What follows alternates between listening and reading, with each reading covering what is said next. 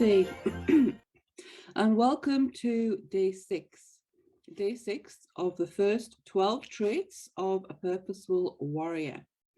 So today's trait is fierce, and for me that means proud, wild and untamed. So again, if you're dropping in live, please say hello, let me know where you're from. If not, hashtag replay, ask any questions, comments as we go along, always welcome.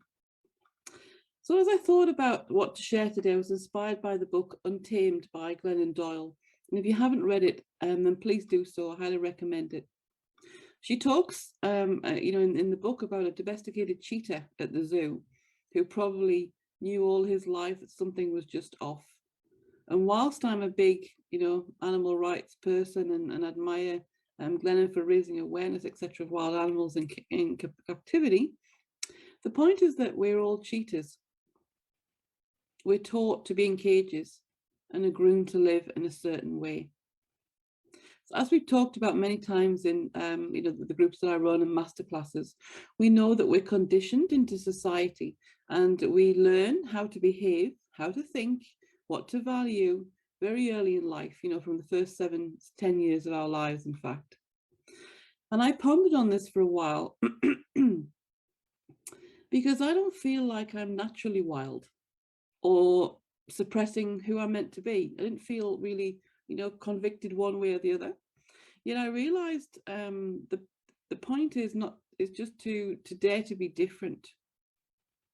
And my little bubble is not really showing. Should I put it here? You can see a bit more.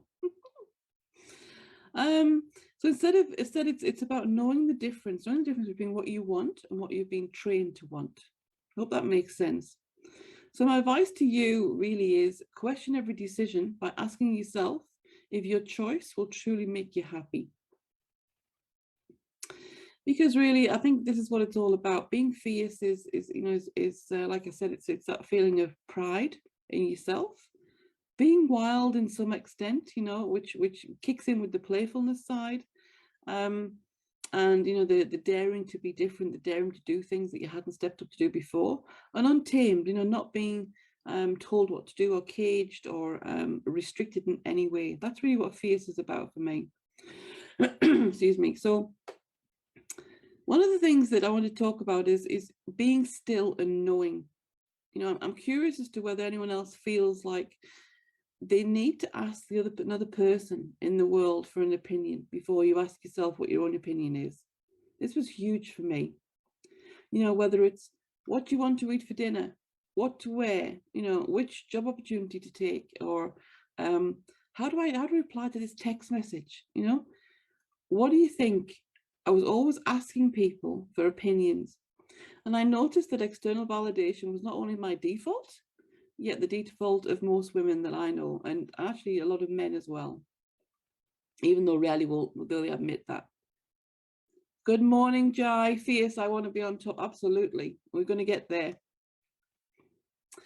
So when I think back and recall, I would find myself asking, a boyfriend at the time, before, should I go to the bathroom before or after the appetizers, in case they're going to go, and really, it's as if he knew, he would know the secret insight to my, biological needs.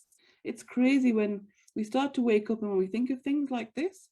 Why on earth do we seek other people's approval for things? We are our own individual. It's about taking back responsibility for yourself. Let's have a drink.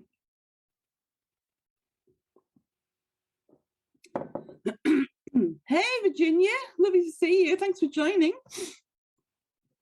So even when it came down to whether or not Glennon would leave her husband, she went under Google and relationship books, before she asked herself what she wanted. And after realizing this, she sat in the dark closet, where inspiration strikes, where it may, hey, just, be wherever you need to be, to give herself time to be still and let the answers come to her and from her, rather than busily searching for external answers. And I think it's really smart. It's finding somewhere that, can be your safe place, your place to actually just be, to give yourself play time and space to have that inner knowing. I think it's really important, because only you know what's right for you. If you could be still enough to listen to yourself. So now I can hear Glennon's words in my head again from the book. You know, it's like, I now take orders from my own knowing, and I know every time. And I think that's a really great set of words, if you like, you know, whether someone wants to type it into the comment box there. You know, I now take orders only from my own knowing. Stick it on a post-it note and pop it up, you know, somewhere, write it on your mirror. It's just a daily reminder that you don't need to seek anyone's approval for things. You know yourself what is innately good for you. Because one of her quotes from the book is, the only thing that was ever wrong with me was my belief that there was something wrong with me. And that's huge for a lot of people that I work with as well, and true for myself. You know, when I realized that I wasn't broken, there was nothing to fix, it was such a beautiful, you know, way to be. The next thing I want to talk about is dreams. Because I think she talks about dreams being marching orders, and I can really see, you know, what she means here. If I could go back in time, you know, I would change it like a Cinderella's, you know, song lyrics. A dream is a wish to, you know, the wish your heart makes, to instead be things like dreams are freaking orders. You know, they are enlightenment, they are a passage, they are a path should we choose to watch them and listen to them, and, you know, take advice from them, if you like, or orders of what we should be doing. It's a subconscious communication from our subconscious mind into our conscious awareness through our dream world. So I think it's really, think to your truest, most beautiful life. You know, that vision is not a pipe dream. It's a blueprint of how you can and should live your life. So if someone could just let Carl Drago know that he's in my blueprint, you know, that would be great. I'm sure you got someone else that pops up in your dreams. You think, oh, that could be a nice reality. If you don't know who Carl Drago is, it's from the Game of Thrones show. Good old Jason. Confidence means loyalty to self. I've written and spoken quite a lot about confidence and talked about it a lot in different podcasts and shows and things. Excuse me. Got a frog jump coming with me this morning. Just won't seem to go away. Confidence seems to be the wellness buzzword that everyone's seeking, yet most are missing. I hear all too often, if you could lose weight, I'd feel more confident, or if I could get a promotion, I'd feel more confident. As if confidence was a medal, you know, that we win after achieving a specific circumstance. And I'm learning that it's really just about trusting yourself. You know, you are loyal to yourself. Your actions are true to who you are, and you live from the inside out. So I always talk about this, The Inside Out Revolution. It's another great book. I forget the author's name. But it's all about from the inside out, and that's how we really should look at our lives and trust our inner knowing. So in other words, when you say no, you mean no. And when you say hell yes, whatever you really want, you mean yes. And that's a feeling that no pant size or title change can ever give you. It's got to come from inside. And the other thing that I think with becoming more fierce, or embodying fierce as part of the traits of a warrior, is all feelings of a feeling. You know, I talk about this as well, the 50 shades of grey, you know, hashtag 50 shades of grey that we have.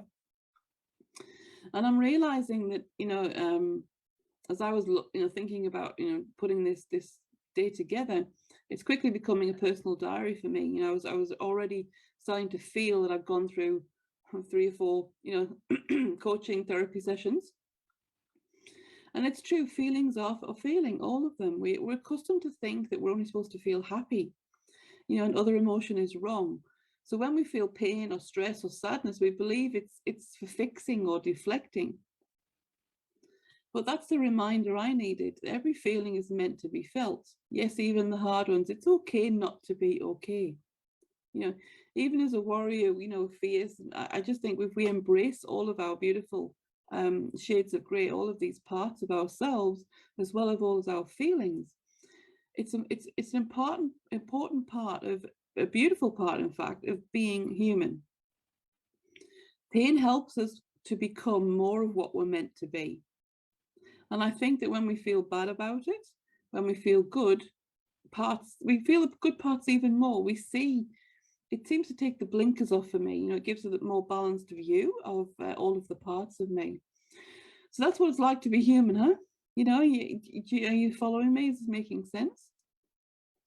Because like Glennon says, it's this life is mine alone. So I've stopped asking people for directions to places they've never been.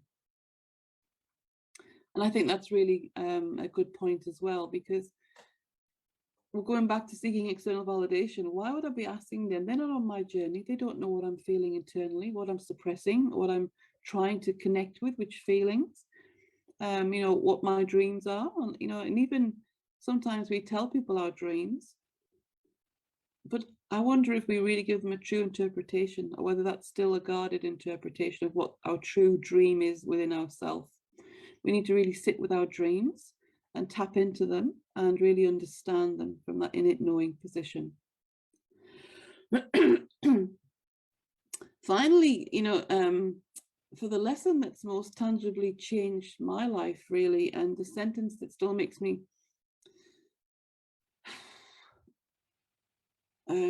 anxious or very sad, actually, every time I read it, and it probably might it might happen here again, is your job throughout your entire life is to disappoint as many people as it takes to avoid disappointing yourself. That hit me like a ton of bricks when I read that sentence in the book Untamed. And I'd love to know in the comments if that resonates with you. Let me say it again. Your job throughout your entire life is to disappoint as many people as it takes to avoid disappointing yourself. So as a chronic people pleaser, I've lived the majority of my life working, and avoiding other people's disappointment. I've lived in fear of letting people down, including people who I knew loved me unconditionally. I cared about opinions I shouldn't give a second thought about. And I've always seen my best self through a lens, if you like, of how likable I am. So for all you other people pleasers out there, can you probably agree that this sentence strikes a chord? Your job throughout your entire life is to disappoint as many people as it takes to avoid disappointing yourself. With all the pleasing we do on a regular basis, perhaps it's impressing our bosses, hoping our date likes us, making our family proud. It's funny how rarely we stop and think about whether or not we're pleasing ourselves. Yeah, please you agree, Virginia, or you see that, the chord striking in that sentence. So my new motto is, and it's abandon everyone else's expectations of me before I abandon myself. It's easier said than done, but at least I'm trying to do it. I'm out there in the field actively doing this. And I have a little post-it note on my, fridge to remind me to stop being so damn tame, because I'm untamed. I'm fierce as a warrior is. I'm wild, I'm proud, and I'm untamed. So just stop being so damn tame. And bring out my inner fierce, it's bringing it out even more. So that's really my talk, if you like, around day 7. I'll just run through quickly on the worksheet. Sorry, day 6. Day 7's tomorrow, getting ahead of myself. Can you believe we're halfway through already? So again, fierce for me is proud, wild, and untamed. If that isn't what it means for you, there's a space in the worksheet that you can download, clicking on the link above, and you can write in what that means for you. So what exactly does fierce mean for you? If you want to take the time and really figure out what it means to you, I want everyone to find the parts of themselves that are fierce and truly get why we as warriors are freaking phenomenal. This is what it means to me. I'm a woman who wakes up every day and takes on the world, not caring about what gets in her way, only caring that she's as strong and mighty as she can be. That's all that matters. I'm a woman who isn't afraid of rejection. I don't care if the word no if I hear it often. I'm going to keep pushing down doors and taking chances either way. I'm a woman who looks in the mirror and sees her flaws, like we all do, but looks past them and says, I'm beautiful just the way I am, and knows that inside out. I truly believe that within my being. I'm a woman who builds up other women instead of tearing them down, because she understands the importance of the tribe and just how much better it can be yourself to help that person that nurtures another one stand tall, because it's a ripple effect. I'm a woman who has tough days, days where I might cry and question everything that I'm doing. And in the end, I know I'm human for it, because my heart and soul is doing okay and tomorrow will be better. I'm a woman who fights for what's right, who takes a stand in what I believe and doesn't feel the need to explain herself anymore. I'm a woman battling heartbreak and breaking or picking up the pieces, of my own life, only to make myself the better version of me that I can be, who learns from it and grows and takes all the good and the bad parts and makes something spectacular out of it. You see, fierce is all of these women and a lot more, and men. We're all the same. She is fierce means you embrace who you are every day. Love yourself fiercely. We live in a world where too many people judge us and where we're just too hard on ourselves. But you're a woman who is secure in who you are. That's the moment you're on the top. That's the moment when you're secure in who you are. Jai, you said you want fierce, you want to be on the top. This is the moment when you are secure in who you are. That's the moment you keep building yourself up for while building other women and men around you. Be this warrior, raise this kind of warriors. Every morning, you wake up, I challenge you to find a piece of what fierce is about you and use it to motivate you and push you through the day to be better and go after it. So be fierce always is my message today.